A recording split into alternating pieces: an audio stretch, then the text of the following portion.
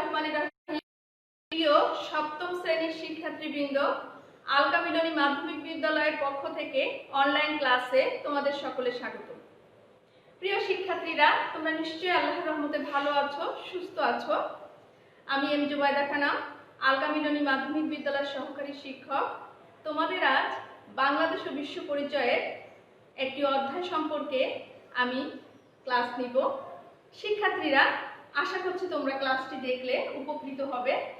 তোমরা সকলে নিজ নিজ পাঠ্যপুস্তক সাথে নিয়ে বসো এবং আমার ক্লাসটির সাথে সাথে তোমরা পাঠ্য বইয়ের একটু মিলিয়ে নেওয়ার চেষ্টা করো। শিক্ষার্থীরা, আমরা আজ নতুন একটা অধ্যায়, একাদশ অধ্যায়ের প্রথম পাঠ সম্পর্কে তোমাদের সাথে আলোচনা করব। আমরা একটু স্ক্রিনে দেখি।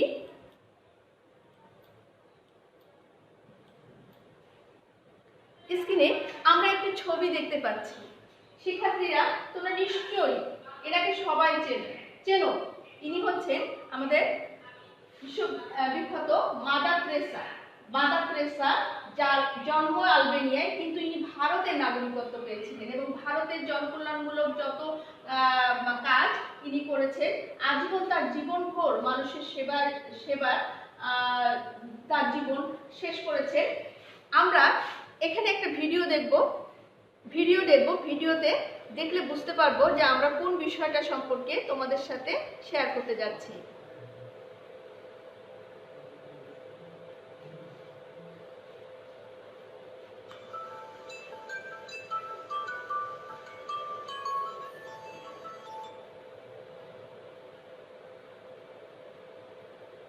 আমরা শাহরুখ খানের ছবি দেখলাম ভারতের পতাকা নিয়ে।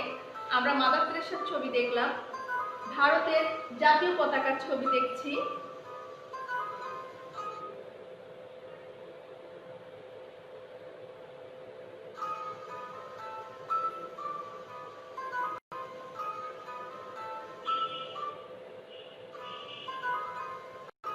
আমরা ভারতের মানচিত্রটা দেখতে পাচ্ছি এবং ভারতের এক সময়কার প্রধানমন্ত্রীর ছবি দেখছি, ভারতের লোকসভার ছবিটা দেখতে পাচ্ছি। এখন শিক্ষার্থীরা, তোমরা নিশ্চয়ই বুঝতে পেরেছো আমি কোন বিষয়টা নিয়ে তোমাদের সাথে আলোচনা করতে যাচ্ছি। আমরা ভারত সম্পর্কে আজকে পাঠের যে বিষয়টা, সেটা আমাদের এশিয়ার যে কয়েকটি দেশের মধ্যে ভারত সর্ববৃহৎ একটা দেশ। এই দেশটি সম্পর্কে আজ তোমাদের সাথে একটু আলোচনা করব।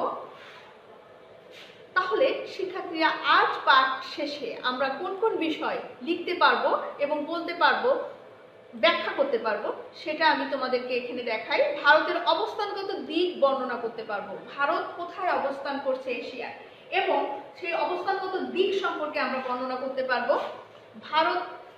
ভারতের প্রাচীন সভ্যতা ও স্বাধীনতার ইতিহাস সম্পর্কে বর্ণনা করতে পারবো। ভারতের যে প্রাচীন সভ্যতা আছে এবং ভারতের স্বাধীনতার ইতিহাস সম্পর্কে বর্ণনা করতে পারবো। ভারত কোন কোন ধর্মের লোক বা ভারতে কোন কোন ধর্মের লোক বসবাস করে সে সম্পর্কে আমরা বর্ণনা করতে পারবো। শিক্ষার্থীরা,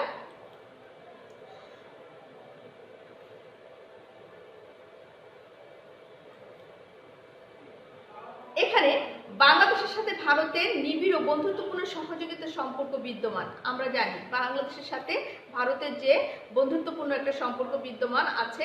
এখানে পৃথিবীর একটা মানচিত্র আমরা দেখছি। আমরা পৃথিবীর একটা মানচিত্র দেখলাম। এখন এই মানচিত্রে ভারতের অবস্থানটা আমরা দেখব। এইখানটায় ঠিক এই পৃথিবীর মানচিত্রে ভারতের অবস্থান এইখানে। এটা ভারতের অবস্থান এখানটায়।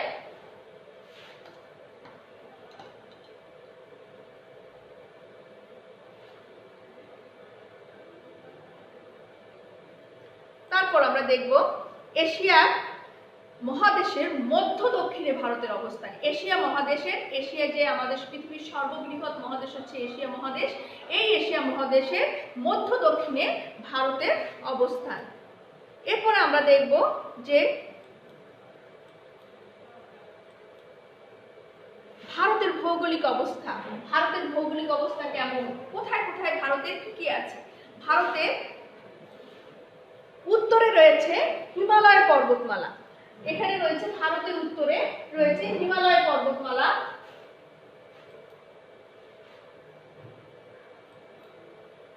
পশ্চিমে রয়েছে হিন্দুকুশ ও সলেমান পর্বতমালা। এটা হিন্দুকুশ ও সলেমান পর্বতমালা আছে। উত্তরে আছে হিমালয় পর্বতমালা, পশ্চিমে রয়েছে হিন্দুকুশ ও সলেমান পর্বতমালা। পূর্বে রয়েছে আরাকান পর্বত ও আসামের জঙ্গল। আরাকান পর্বত ও আসামের জঙ্গল রয়েছে পূর্বে। এবং দক্ষিণে রয়েছে ভারত মহাসাগর। ভারতের দক্ষিণে রয়েছে ভারত মহাসাগর। শিক্ষার্থীরা, তাহলে আমরা এখানে দেখলাম ভারতের উত্তরে রয়েছে হিমালয় পর্বতমালা, পশ্চিমে রয়েছে হিন্দুকুশ ও সলেমান পর্বতমালা, পূর্বে রয়েছে আরাকান ও আসামের জঙ্গল এবং দক্ষিণে রয়েছে ভারত মহাসাগর। এখন আমরা ভারতের ভৌগোলিক অবস্থানটা দেখলাম। এবার দেখব ভারতের যে মানচিত্রে, সেখানে পৃথিবীর মানচিত্রে ভারতের যে মানচিত্র, সেই মানচিত্রে নয়াদিল্লি কোথায়? ভারতের রাজধানী ঠিক মাঝের এই স্থানটায় নয়াদিল্লির অবস্থান। তাহলে ভৌগোলিক অবস্থানে নয়াদিল্লি কোথায়? ভারতের মাঝে। ভারতের রাজধানী নয়াদিল্লি।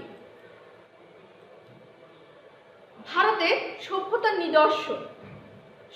নিদর্শনে আমরা দেখছি যে ভারতকে পৃথিবীর অন্যতম প্রাচীন সভ্যতা সমৃদ্ধ দেশ বলা হয়।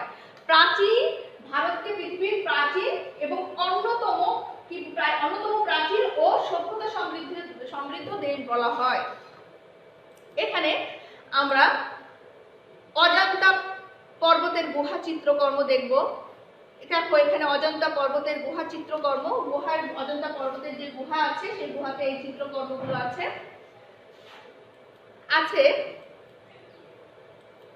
ভারতের প্রাচীন মন্দির সমূহ। এখানে অনেক প্রাচীন যে মন্দিরগুলো আছে, সেই মন্দিরগুলোর ছবি আমি দেখিয়েছি তোমাদেরকে।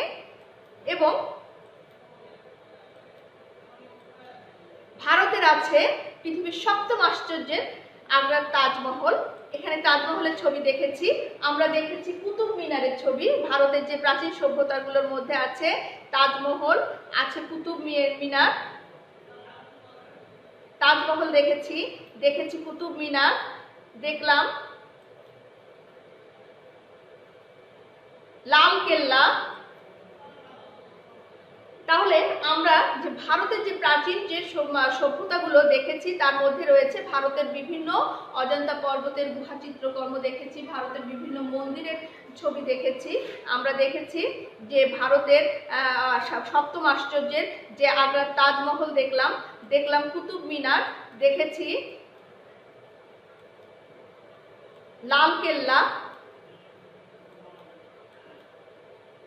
আচ্ছা, যুগ যুগ ধরে বৈদেশিক শক্তি ভারতকে দখল করে আছে। বৈদেশিক বিভিন্ন ভারতের সৌন্দর্যপূর্ণ একটা দেশ। এখানে ফসলে সম্পদে পরিপূর্ণ ছিল। এই জন্য প্রাচীন যুগ থেকে ভারতের ওপরে সবার কিন্তু লক্ষ্য ছিল এবং ভারতকে দখল করার জন্য, ভারতের বাণিজ্য করার জন্য সবার উদ্যোগ থাকতো। এই জন্য যুগ যুগ ধরে বিভিন্ন বৈদেশিক শক্তি ভারতবর্ষকে দখল করেছে। এর মধ্যে প্রথমে ভারতবর্ষে আসছে কারা? বিদেশি শক্তির মধ্যে পর্তুগিজরা আসছে কারা? আসছে ওলন্দাজরা, আসছে মুঘলরা, আসছে পাঠানরা। এরা কিন্তু এসে ভারতে অনেক যুগ যুগ ধরে কি হচ্ছে? রাজত্ব করে গেছে।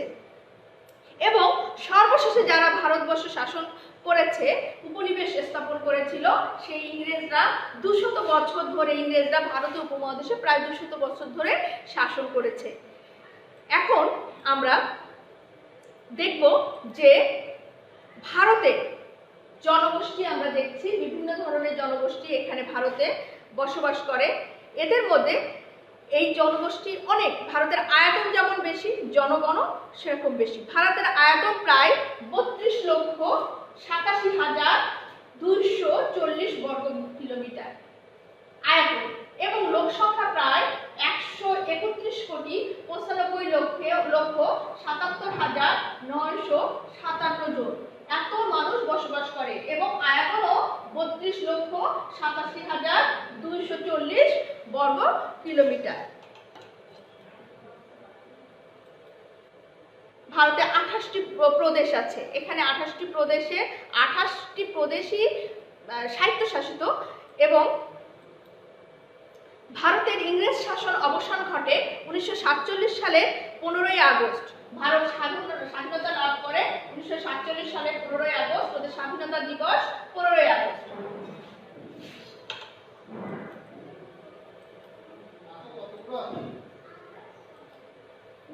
ভারতের শতকরা 80% লোক কোথায় বসবাস করে? গ্রামে বসবাস করে। 80% লোক গ্রামে বসবাস করে এবং শতকরা 20% লোক শহরে বসবাস করে। 80% লোক কি গ্রামে বসবাস করে এবং শতকরা 20% লোক শহরে বসবাস করে। ভারতের মোট 70% লোক হচ্ছে কৃষিজীবী, তারা কৃষিকাজ করে জীবনযাপন করে। এবং ভারতের প্রধান খাদ্য শস্যগুলো আমরা এখন দেখব যে ভারতের প্রধান খাদ্য শস্যগুলো কি কি। ভারতের প্রধান খাদ্য শস্য হলো ধান, আমরা স্ক্রিনে দেখতে পাচ্ছি, বার্লি, যব এবং গম। ধান, বার্লি, গম এবং যব এগুলো ভারতের প্রধান খাদ্যশস্য। প্রাচীন কাল হতে ভারতে বস্ত্র শিল্পের জন্য বিখ্যাত এবং ভারতবর্ষকে চিনত বস্ত্র শিল্পের জন্য, অনেক বেশি ভালো চিনত ভারতবর্ষ বস্ত্র শিল্পের জন্য বিখ্যাত ছিল। এখানে কিছু বস্ত্রের ছবি আমরা দেখছি। বর্তমানে ভারতে ইস্পাত, সিমেন্ট, যন্ত্রপাতি, রাসায়নিক দ্রব্য, সার, এমনকি গাড়ি তৈরিতেও ভারত এগিয়ে গেছে। শুধুমাত্র বস্ত্র শিল্পতে নেই, এখানে এখন আছে ইস্পাত, সিমেন্ট, যন্ত্রপাতি, রাসায়নিক দ্রব্য, সার, এমনকি গাড়ি, যে নতুন নতুন গাড়ি তৈরিতেও ভারত এগিয়ে গেছে। দক্ষিণ এশিয়ার একটি বৃহৎ রাষ্ট্র ভারত এবং ভারতের অনেক কার্যক্রমে সে বিশ্বের দরবারে সে পরিচিত হয়েছে। এবারে ভারতের পার্লামেন্ট, ভারতে 28টি রাজ্য আছে এবং 28টি রাজ্য 28 জন মুখ্যমন্ত্রী নিয়ে এখানে মোদী সরকার গঠিত হয়েছে। ভারতকে বলা হয় পৃথিবীর বৃহত্তম গণতান্ত্রিক দেশ এবং ওদের একটা সংবিধান আছে যেটা হচ্ছে পৃথিবীর সবচেয়ে বড় সংবিধান এবং পৃথিবীর বৃহত্তম গণতান্ত্রিক দেশ হচ্ছে ভারত। ভারতে বিভিন্ন ধর্মের লোক বসবাস করে। আমরা এখন ধর্মের দিকে যাই। বিভিন্ন ধর্মের লোক বসবাস করে কারা? বসবাস করে মুসলমান, হিন্দু, জৈন, বৌদ্ধ, এরা বসবাস করে এবং খ্রিস্টান। এই ধর্মের লোকগুলো ভারতবর্ষে বসবাস করে থাকে। শিখরাও বসবাস করে। তাহলে আমরা দেখলাম যে ভারতে যারা বসবাস করে মুসলমান, হিন্দু, বৌদ্ধ, জৈন, খ্রিস্টান এবং শিখরা বসবাস করে ভারতবর্ষে।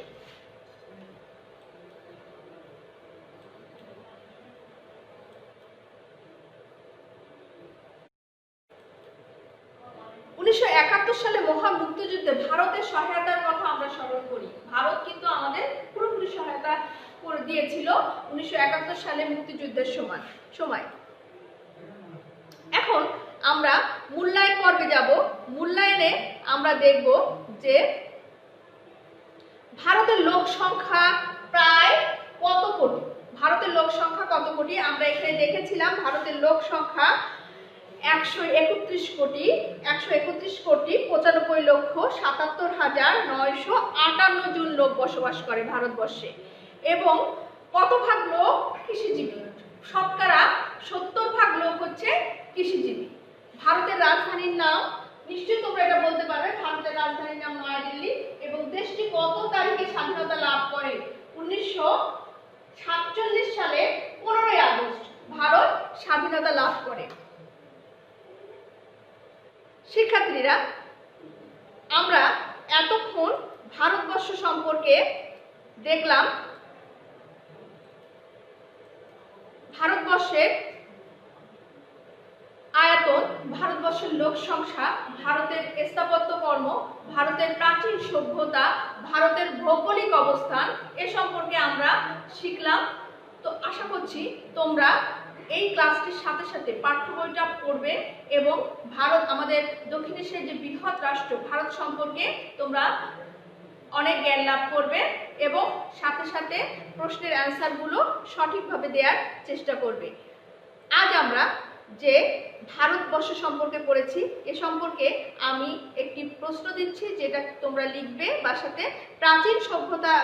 প্রাচীন ভারতের সভ্যতা সম্পর্কে লিখে নিয়ে আসবে, লিখবে তোমরা এবং ক্লাস ছুটি শেষে আমি তোমাদের খাতাগুলো চেক করব যে তোমাদের কতগুলো ক্লাস নিয়েছি এবং কতগুলো বাড়ির কাজ দিয়েছি, সেগুলো তোমরা সঠিকভাবে করেছো কিনা।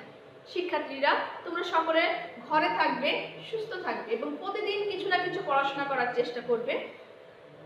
আজকের মতো এখানেই ক্লাসটি শেষ করছি। ধন্যবাদ সবাইকে।